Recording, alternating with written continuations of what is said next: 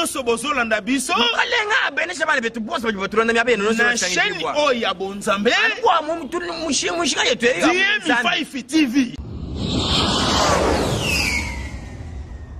James Sally Steven DM5 TV. James Sally Steven DM5 TV. James Sally Steven.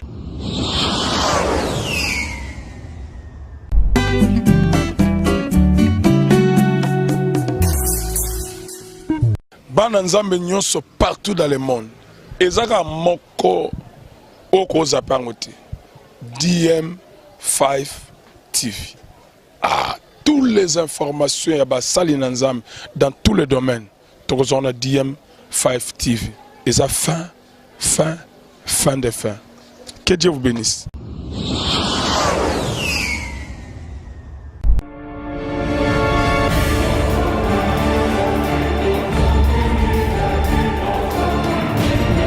Oulala, banana nzambe côté bino bozali. Oza na tablette yo na bus, na ndako, de partout.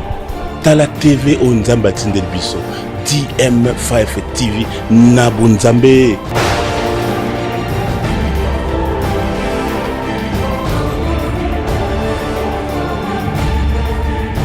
Yoza wapi? Ozona la pona nini? La muka TV nzambe atindel biso yangoyo. Banana nzambe de partout côté bozali.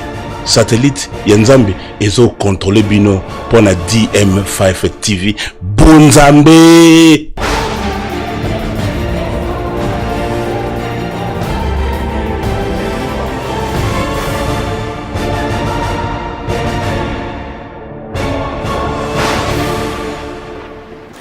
DM5 TV Bonzambe nde yangonde makambo donc balobi awande tozo solo Bonzambe. Donc isoko lingo eba nzambe kati na yo yaka na DM5 TV kokolisa maya koleka lisusu nzamba pambola bino penza place bozali bosa na kolanda ka DM5 TV te yango nde bonzambe.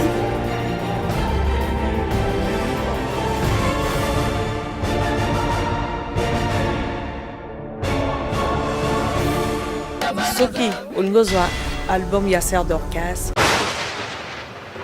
Vraiment olingo zala édifié na liloba nanzela liloba nzambe. En tout cas ezalika nanzela moko DM5 yangonde nzela o nzambe apesi biso pona tokota vraiment na kati ya bandako na biso pona oyoka ngani ngozolanda ngai na moment oyo vraiment nzeleza kaka moko DM5. Vraiment un grand merci na DM5 TV pour la opportunité à ce que ça faire passer le message à travers le monde.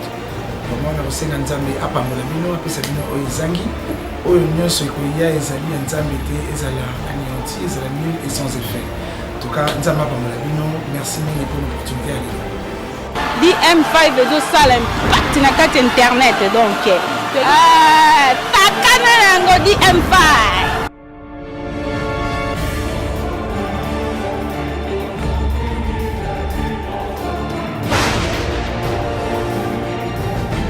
Shalom, shalom, bana nzambe nyonso bozuli baka kolanda biso à travers DM5 télévision oikamama bongo na yemoko l'apôtre Daniel Mungongo et pourquoi pas à ma mère Mama Dina Kikala molonga ni apôtre Daniel Mungongo et mission nzamba batata eza mission oyepe samaka bongo na humble serviteur na bino fils Kabea mingi bobenga nga na kombo ya mwana batata voilà lelo to asune songa ko yamba grand homme de Dieu ya mboka na biso asa le cas déjà na DM5 maleka na cadre ya enseignement à TAT apesa biso histoire ya réveil ya mboka na biso. Il s'appelle le prophète Jérémie Bower. Lelo suto zongeli susu azongeli biso pour ko ba kosola na matali maponami ya élection to pe maponami ya ba konzio ba okamba église de réveil ya mboka na biso to ba ko betane masolo l'homme de Dieu bonjour.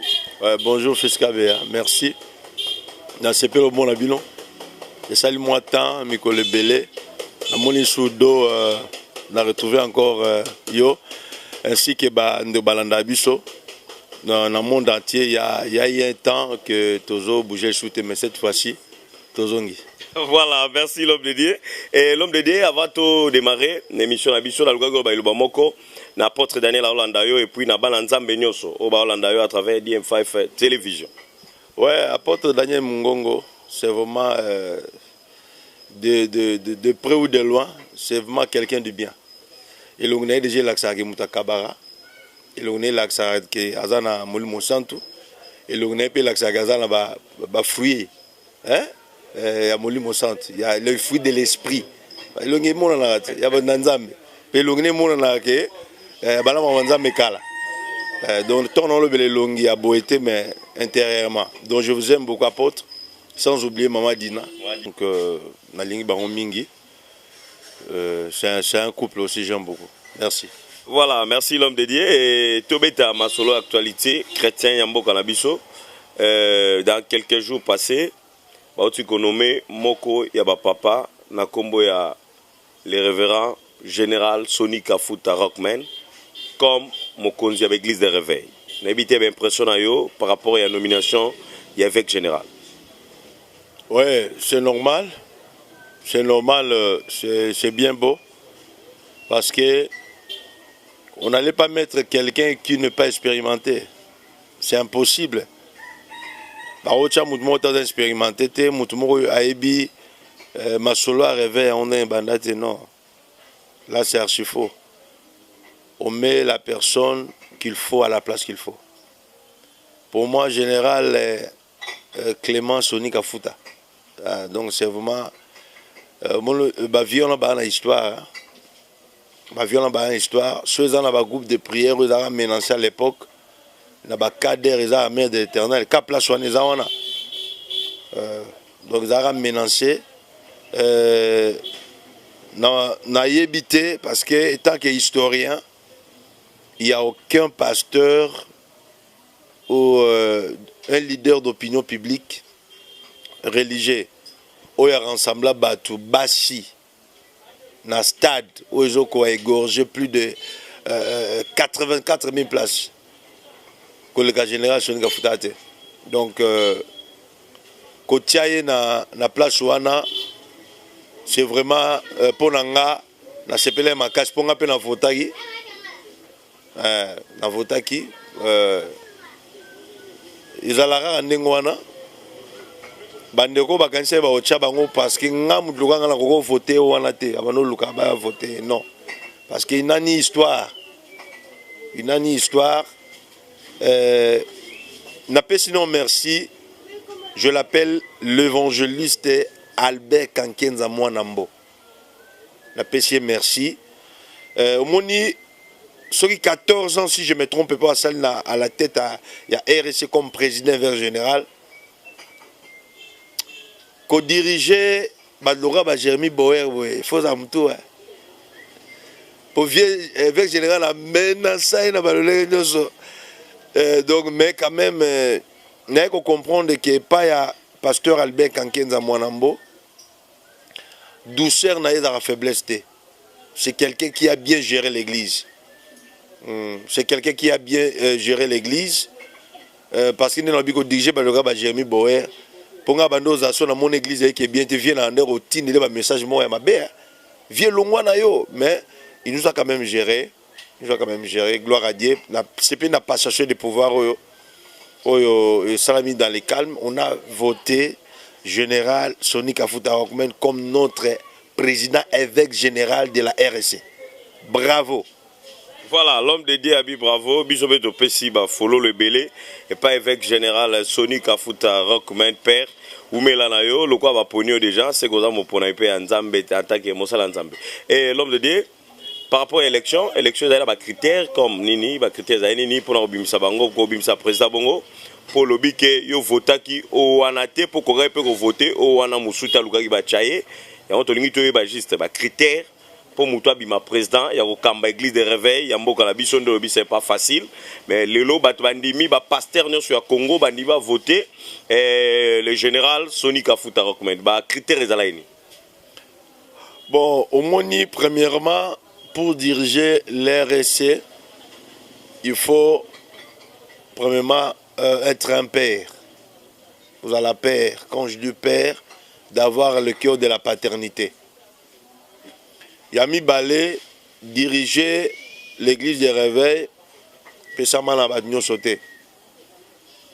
Pésamment la batnion sauté, n'est au monde la batnion sous baoué lara, ngana zala na koma na diriger église de réveil ba critères zaki belé ba critères zaki belé na ba critères wana total araba manzoto te total manzoto te papa le mariage terrestre les divorces aussi terrestres n'est pas dit si quelqu'un a divorcé à mon allo la terre non comment m'a là je te dis si on batumi ba na mariage ba yokanité ndé après à côté allo la terre non parce qu'il y en a d'autres qui ont dit il était ceci il a fait ceci non papa non pourquoi biso na Congo toujours perdre la légende toujours perdre ba aîné parce que tu veux qu'on gérer ba légende était papa Lutumba wana kufi tant Charles Mombaya kufaka Lutumba lela Charles Mombaya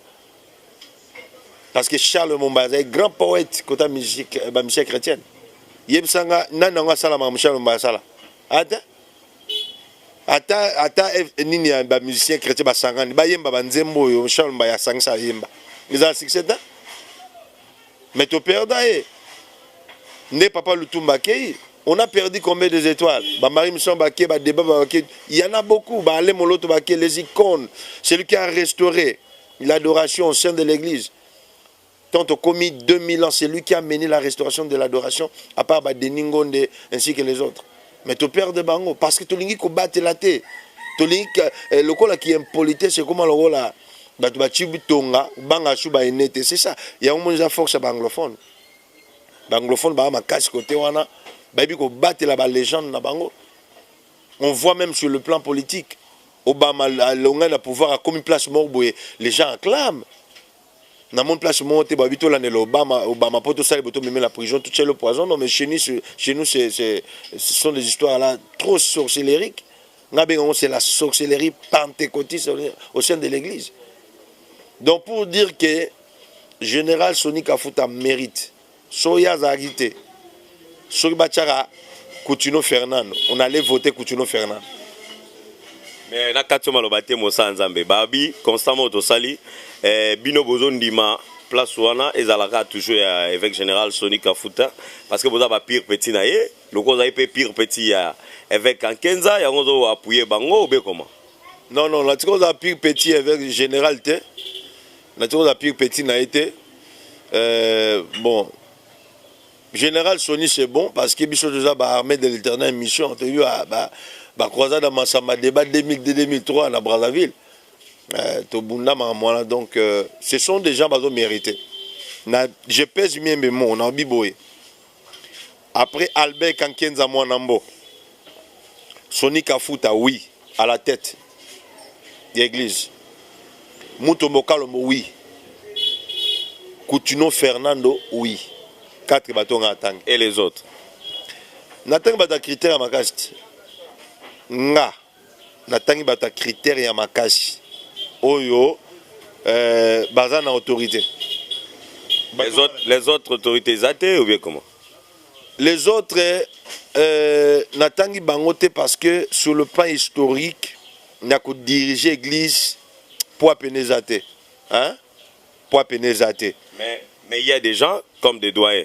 Je peux citer les noms, l'évêque Pascal Mukuna, il y a les gens comme les papas Tambulukoki, il y a les pères comme les papas qui Sumbela, les papas Sumbela, baza tellement ébélé na kotanga pe ba komode mais on atangi quand même. Ba pe na moi parcours ya Moulaï na Musala Nzambe na réveil ya mboka na biso Congo. Na rolobi boye. Par exemple, le papa évêque Mukuna. Azana mect. Hein? Ok, azo diriger ni naye. Plateforme naye. Moussous, ok? Ce qu'on a zo lo baneti Soni Kafuta la plateforme. N'attend qu'ils aient mis la pourquoi? Parce qu'azana na CP7. Ok? Natangi bateau neti o na monique bazan ba plateforme était mais bazan cité neti muto mokalo bazan plateforme monté. Vous comprenez? Donc c'est dans ce sens-là. Hein, dans ce sens où on a malgré la plateforme, on a tous égorgés au sein de l'église des réveils, mais la plateforme, on a déjà. On a été l'homme de Dieu, Bolimbi, c'est pour nous pour unité, Bosibo Pesa, Papa Coutinho. parce que c'est musala makasi na mboka au Congo tout le monde papa Coutinho yo to yamba on émission nzamba tata expliquer biso bi à la première pasteur o ya pesa basala nzambe linga ola ta costume boy na mboka Congo. Bon, non, on va par rapport à l'élection. Il ne s'est pas présenté dans l'élection. Après ses candidatures, tu as ses candidatures, papa. Coutinho a aimé, hein. Moutako sauté, hein. Coutinho a aimé, hein.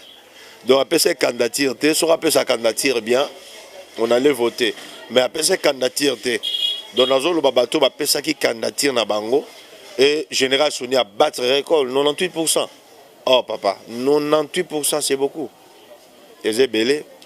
Bon, côté wana to même on peut gauche droite parce que le single année wana single année wana ba o ba yape so batie so to CP na bango ba remplacer un jour Général Sony ba remplacer, mais pour le moment c'est Sony Kafuta qui est le vert général, c'est lui.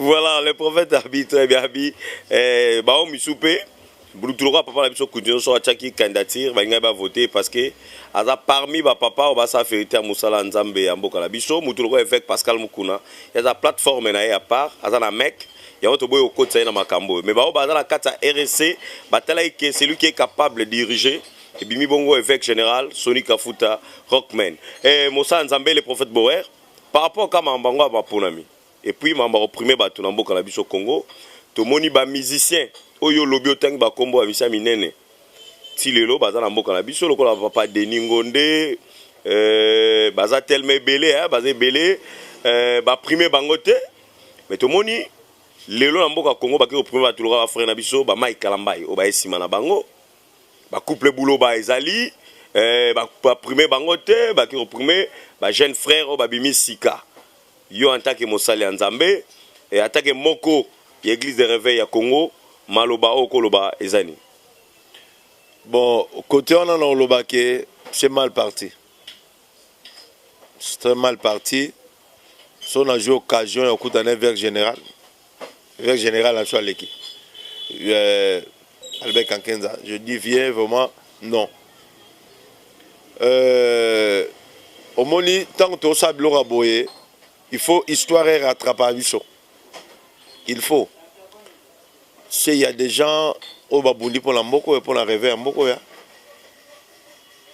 fils Kabea, Bisoto Longola Batojna Bakol pastoral, jour Bazo Beta pasteur, Bazo Beta Archibishop Coutinho Fernando, na triomphal Bazalate, Bisono ba pasteur Tichik, Koutanjil Tokenda, Tolong la Batojna Nziato, surtout quand l'Angiengi n'a venu Movenda.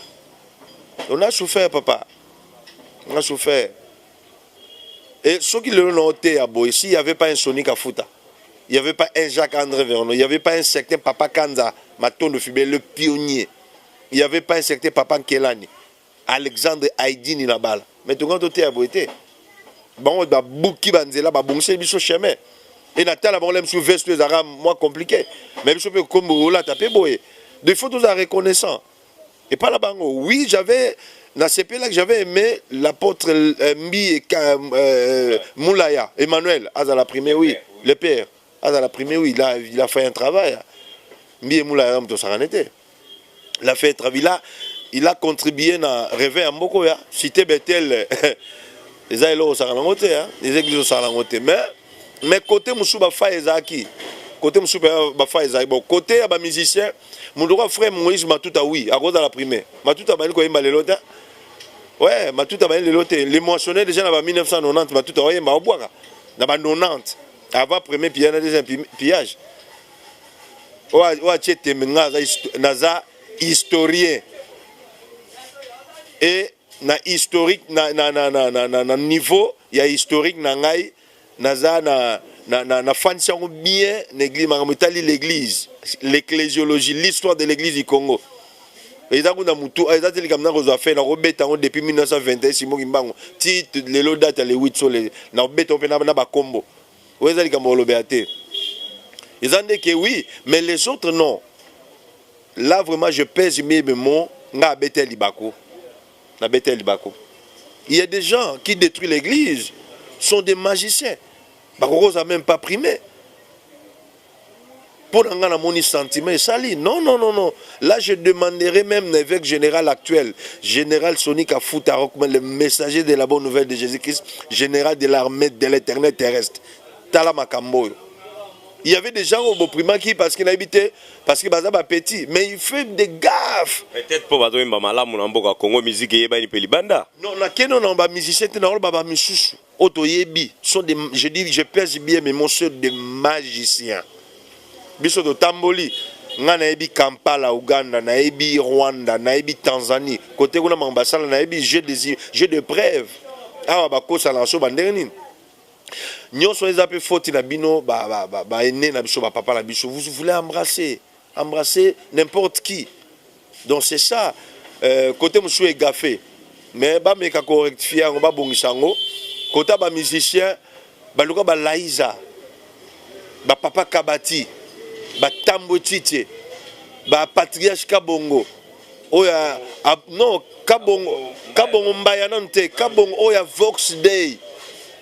Kabongo oya Vox Day ba lokola ba bando makwe ba Kunda Sistex ba ser Kembo akufa na Brazzaville ba kufa na Brazzaville ba lokola ba zebele ba kokoza na primer baza ebele ba lokola ba Deningo de ba Mantu Samuel ba zebele donc tout le bas sentiment de mimi peut-être ou bien les amours ba relation moro privée ba tali que non ba leki na biso tozala na bango tout le temps to premier bango to pesa ba diplôme ba ba tuloko ba ndeko biso frère Mike ba moi belé moi quelques jeunes gens en ado ba ça dit ça ba moi belé ba premier bango non problème langé ça il fallait pas base à la primer non mais pas reconnaître quand même dans le grand oui problème dans CP là qui avec général quand zaloba eboye alobi ba faire partie pe na contribuer hein mais problème dans ça obi fils ngana da sensible hein pour ngana beba na yo to yo kana te banaka ofinga mikolo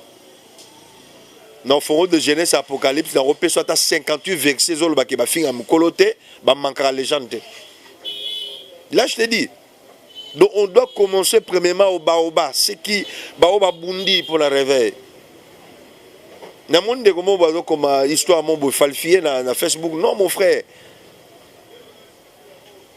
après Kimbangu, Simon Kimbangu, après 1921, Toye, en 1925, Daniel Ndundu de Brazzaville. C'est lui le père des réveils de Brazzaville. Daniel Ndundu. Aïe, qu'on soit réveil, aïe, qu'on tang la théologie, aïe.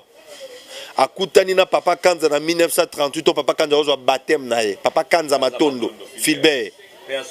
Paix à son âme. Le pionnier des réveils pentecôtistes de Kinshasa. Parce qu'à l'époque, la KDC de Jézala qui n'a pas province, monsieur le roi comme de Dieu n'a qu'à babi papa Kanza il paraît que papa qui est là n'indé à la ratata na non, c'est-à-dire quoi? Quand papa Kanza azalaki awana azalaki na Njili avant papa Kelani Aya, papa Kanza était ici. Papa Kanza était ici. Papa Kelani Ayaka, Ayarota, historique là, Papa Kelani, notre grand-père, Papa Kelani, c'est. Ngam natangaka biographie. Il y a Papa Kanza, Papa Kelani Azaka présent. Ngam mutunatanga historique. Et les choses que je parle, Papa Kelani, c'est ça. Papa Kelani a kouti, Papa Kanza na Magamanzambe. Il y a des images na Sangomala, Mubafan, ça, Papa Kelani, Papa Kanza, Papa Kelani, Azol, Mutalaxi, ne babeta ambunaye, na bal na maboka tatoyo, Mutalaxi, ne ba moderakaye. Ces images, les a, paix à son âme, le pasteur Blaise Toko, journaliste Nathan Wana. Papa Kelani a kouti, Papa Kanza Wana Njili. Parce que je pêche bien, mais mon Njili, ezali commune ou bandi Pentecôte na Kinshasa, c'est Njili. Mais il y a des gens qui réveillent banda likolo mais ils ont bêté lango c'était au lobby et bandi nanjili ça qui poka papa kazaza mon nanjili ou bien pour les prophètes Boer Afrika Taranjili ou comment je parle de l'histoire au hasard la preuve à expliquer là parce que la première église construite na KDC matériaux durables c'est l'église CPK et l'église KDC Njili Sumbi ainsi que l'avenue Mungwa. Ma première église yangwana oyo ba mindele ba pesa ki papa Kanza ba bitonge to tio loko la pasteur pionnier Il y a réveil pentecôtiste à Kinshasa. Mais là, il y avait une seule église de Sebeko, à Kitambo, sur l'avenue Bandundu. Il y avait une seule église. Yebisanga sobabe banda likolo. Papa Kanza Nanjili awa, yam papa Kilani Nanjili. Papa Kilani vivait à Bolomba, sur l'avenue Bolomba au quartier 3. Vous imaginez ça? Papa Jacques-André Vernon. Tango aye na Kinshasa na beach ya kala. Mutayamba papa Kanza amemi papa Kilani bako yame na beach. Balali sa na avenue Mungu epa ya diacre mo ya KDC papa Nkoli pe à son âme. Bisiko moni lupango wana Wakin des Ali. Wakin des Ezali lupango papa wana. Edi na bala ye bayembieka na njili ana croisade papa Kanza na papa Kelani basalaka na place Sainte-Thérèse ezaka zelo. Edi na bala quand il est venu il a donné le témoignage comme frère. C'est Anjili, c'est ici. C'est ici, tu as commencé. Voilà, je crois que bon comprendre là devant historien et puis là devant Motala Nzambe Angouya Bakaj. Mais bon reconnaître bango t'es surtout bino ba jeune serviteur. Bon bomba bango, autant attaque comme la barote yo coup félicitations Motala Nzambe ozo reconnaître ba papa, ozo di ba bango na bato bazo di ba tatate, yo ko expliquer ba oni. Nanda kunanga nazala 4 photos. Partout dans temps botala ki na États-Unis za la kaka. Nazala photo ya papa Kanza Matondo. Photo à Papa Nkelan Charles Mpata. Nana photo à Jacques-André Vernon. Photo à Heidi Nabala. Naba photo à Mikem qui nana photo à Mama Tumba Chaoumba. Parce que n'y a pas de Naba vient à Bichou Mouchou. Mais les 4, ce sont les 4 pionniers du réveil pentecôtiste de notre pays. À part Bango, Mouta Perate. À part Bango Wana. Ba Tumchou Bakoma ba père. Choki Kelan Yakoufi. Parce que les 3 déjà Bakoufa. Et Nabala Koufi. Kanza papa Koufi parce que Kanza est pionnier na bango. Tobaina Kanza pionnier, deuxième pionnier Kelani, troisième pionnier Vernon, quatrième pionnier nani Aïdi Nabala. 3 on a Koufi de tout quelqu'un a survivant, c'est papa Kelani. Soka Koufi oh, même dans la Bible. Aussi longtemps que Abraham était vivant, on n'allait pas appeler Isaac patriarche. Non. Pourquoi? Dans la révélation, patriarche attique à la coquine, il a des choses. Patriarche doit rester pour à garder puits na hôtel. On connaît un patriarche quand il protège les puits ainsi qu'à l'hôtel. Mais il faut que l'autre qui n'est pas abramatique pour Abraham abimate.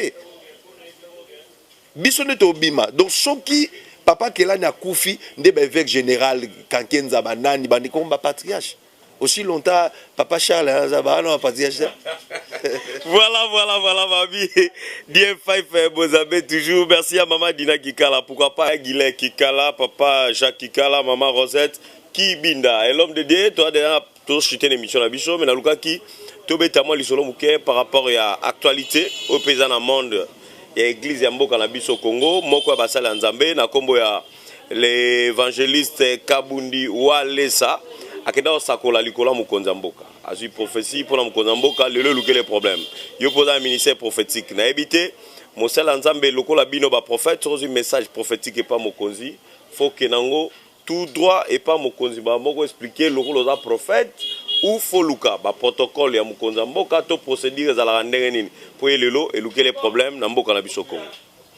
Bon, na évité, premièrement, l'évangéliste Jean-Claude Kabundu Alessa. C'est un homme de Dieu. Message, oui. Au gros un message. Tu sais, beaucoup de pasteurs sont morts à cause de l'État. L'État, ça n'était pas. L'État, l'État, voilà. Mais Jean-Claude Kabundu Alessa n'a pas eu le bao. Tous les qui Jean-Baptiste Namagaz, Jean-Baptiste Blois, à Salabison, au Salé-Honter. Pour ceux qui, tous les qui n'ont pas plein. Mais tous les qui ont là daté pour bêta pour ba chameau à melara miel alias ba sauterelle. Donc mais al pesa prophétie et pas ya roi ba kate mutu parce que azaki na manière te il lui manquait la sagesse. Tu comprends? Chaque prophétie avant prophétie bima il faut ba juger. Je ne suis pas prophète des dons, parce que les dons ne peuvent pas conduire une église, diriger une église. J'ai le ministère prophétique qui est basé à la parole de Dieu. Le seul ministère comme le don de base, dirigé dans la parole de Dieu. Mais Dans le ministère, il y a les dons de la prophétie. Et dans la prophétie, c'est ça la haine. Parce que nous avons 400 ans à l'obélote. De Malachi à Matthieu, 400 ans à l'obélote. Il y a un botama. Il y a un temps nous avons l'obélote. Ils ont des temps, parole, après, ce qui est prophétie. Donc pour le vent, ce Jean Kaboundou Alessa, il avait reçu le message de la part du Seigneur. Dans l'année qui est, mais manière à Kendeli, à Kende Mabé, dans 5 ans évangéliste, Nabato Baza Pembe Naebo conseiller évangéliste, bon encadré. Moussa Nzemba encadré, c'est un humain, encadré. Parce que nous devons aussi respecter l'autorité, hein. Les autorités, il faut respecter Bango. Bilora Boizaramabe. Il y a un message, mais n'est qu'il y a dans la télévision. À ta protocole, qui koyamba yo mon évangéliste. Vaut mieux faire que nous ragner au loban église, au publier en côté. Conséquence tant que l'ingé koya, benga ba lobano, kabundi aller ça avec azanzambe. Tu vois. Donc nous devons, il y a un moment lelo, Bible ba prophétie, na Bible prophétie ba jijango avec bima. Ba jijango. On juge comment avec bima. Il faut la reconfirmer. L'esprit du prophète de se soumettre na prophète par excellence qui est le Saint-Esprit. L'esprit de Jésus-Christ. Ok? Donc c'est ça. Maintenant, côté on a maintenant Ndegonangai à sa guerre. Je sais comment nous aller sur ça à subloroté. Sa guerre. Pour là, ça engage que moi, ça a subloroté. Sur un message à mon Moka, sur ma boro ya mayo, tika. Boyebi Congo n'a besoin d'un zalara. Ils ont un esprit mon retour hôtel mais la Congo le roi tout bête. Congo la tout mon sarana ngote. Congo ko kabona nzambe. Bakosho bi makaba binza batonga kiyo. Congo zo mona Congo kisasa. Donc omoni ba memia on a niveau moi makaji. Mais nalanda ki a lobi on peut na ndenge moko boye. Mais côté na kolo la Bible dit la bouche d'un sacrificateur ne parle pas beaucoup. Mais dans le c'est jusqu'à Bouni Alessa. Na tambola na option moko un ou un ne se justifie pas. Sur le prophétie, il faut pas se justifier. Collègues sur la télévision, mon bien-aimé, collègues à la télévision, garde-toi, silence, fananayo. Ce qui est oya et kokisama, gloire à Dieu. Mais tolingé kokisama te pourquoi? Vaut mieux kokisama koutu na muto a sali, ce qui 14 ans le peuple congolais. Mais kokisama na muto te, azano ne bandeli boyaye. Tout le monde a moi bonzambe moi ma futa kat nae. Vos mes prophéties on a na zone ici elanda mutu oyo anyoko li peuple congolais. Maman bien moi. Voilà, merci beaucoup à l'ingénieur Seko, merci à Maman Géraldine Tawaba, Papa Willy Mounongo. Moussa Nzambe, tolinga qui peut sa numéro à contact à WhatsApp, adresse à Facebook. Et quelques salutations na bateau baolandayo et je crois que bosana ki mutuloko là les pasteurs les beaux kanza il jamais le robot sanaye parce que ngaza conseil nae avant il y a matavion il y a benganga déjà qui nazoya pasteur les beaux kanza matondo nzetambila nzamalinga saleté pasteur Florine Pangi l'apôtre Florine Pangi Otombaka. Et en France, on a doyen en France, on a livre bazar. En France. On a pasteur Mathieu Kaye. Déjà en 86, il n'y avait aucun groupe de prière à Paris. Il y avait un seul groupe de prière. Mon gars, à l'époque. Dans France, donc, comment France était menaïbi. Pierre Laye, Mbotemi n'apôtre Daniel Mungongo, Maman Dina, je vous aime beaucoup. N'a pas Chimbote na sœur Rita Senga Étoile na Paris. N'a pas Chimbote na Maman Charlotte. N'a pas Chimbote na conseiller na ngamo a conseiller bien. Beverly Betoko, la sœur Beverly Betoko Mponda. Donc je vous aime ma sœur Beverly, je vous aime tant. N'a pas Chimbote pe na Église Corps de Christ. Bande de réunion sa poto. Paris, Londres, Belgique, Hollande, je vous aime na Lingabo Bengamingi. Numéro n'angezali plus 243 81 835 38. Plus 243 85 plus 243 835 38. C'est ce que je voulais dire.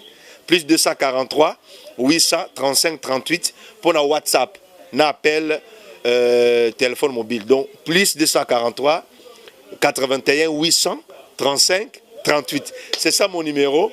Que Dieu vous bénisse. Soyez sur la zone de Doloba Mingi. Parce que dans le bar, émission et année passée, que l'équipe au Gébar dans le Babaza. Voilà, merci beaucoup. L'homme de Dieu, le prophète Boer. À ça, comment il peut livre sur l'histoire de la musique chrétienne congolaise. Bon. Ouais, l'histoire de la musique chrétienne, l'histoire de la musique chrétienne, to banyan depuis kala, même les musiciens profanes au bayemba, ne papa le tout, baba ancien choriste. Ba maman pongolo ancien choriste. Na kenana ba église au bayemba, na ba église au bon bayemba ka. Maman Pongolo va y même l'église maman Tumbachaou maman campagne.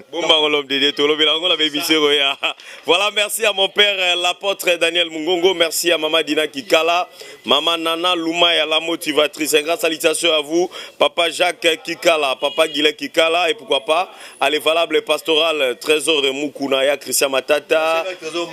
Trésor Moukouna, non, j'ai la contribution depuis la Senga, t'as les valables. Les valables pastoral, maman Retouambou, merci beaucoup à Sephora Messa. Et pourquoi pas à trois pharisateurs d'Oba Sadissa. Merci.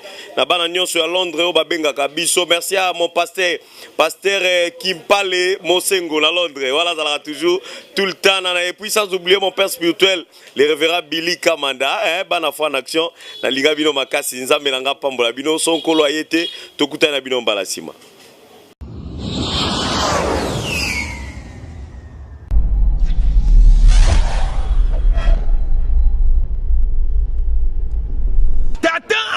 La bino nyonso bozolanda biso alenga bene shabale betu boss ba botrona mya bene no na chaîne o ya bonzambe kwa mtu mushika yetu ya DM5 TV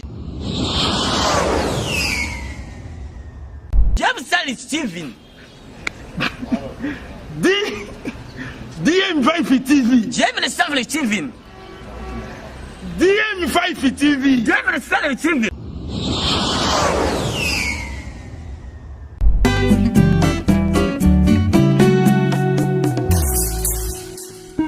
Bana nzambe nyonso partout dans le monde.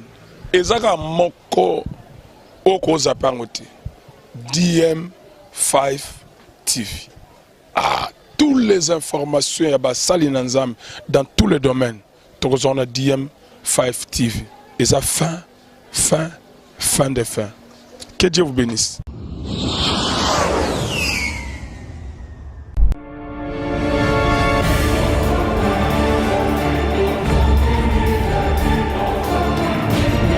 Oulala, banana nzambe côté bino bozali. Oza na tablette yo na bus, na ndako, de partout.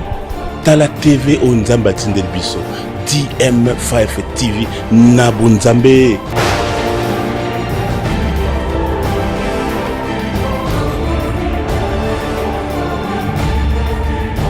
Yoza wapi? Ozona la pona nini? La muka TV nzamba tindel biso yangoyo. Banana nzambe de partout côté bozali. Satellite Yanzambi ezo contrôler bino pour la DM5 TV Bonzambe.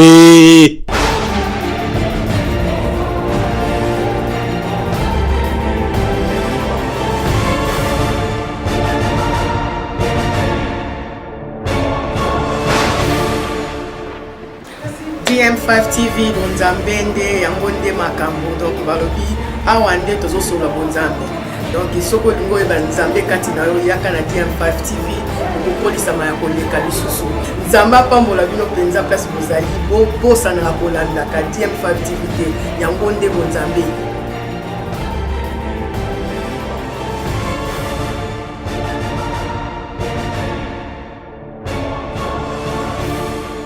Soki olingo zwa album ya Serre d'Orcas. Vraiment olingo zala édifié na liloba na nzela liloba nzambe. En tout cas ezalika na nzela moko DM5 yangonde nzela o nzambe apesi biso pona tokota vraiment na kati ya bandako na biso pona oyo kanga ningo zolanda ngai na moment oyo vraiment nzeleza kaka moko DM5. Vraiment un grand merci à DM5 TV pour l'opportunité à faire passer le message à travers le monde. Vraiment on a aussi Nzambe apamolabino apesa bino oyizangi oyo nyonso ekoya ezali Nzambe te ezala anéanti ezala nul et sans effet. En tout cas Nzambe apamolabino merci pour l'opportunité à dm5 ezosala impact na kati internet donc takana yango dm5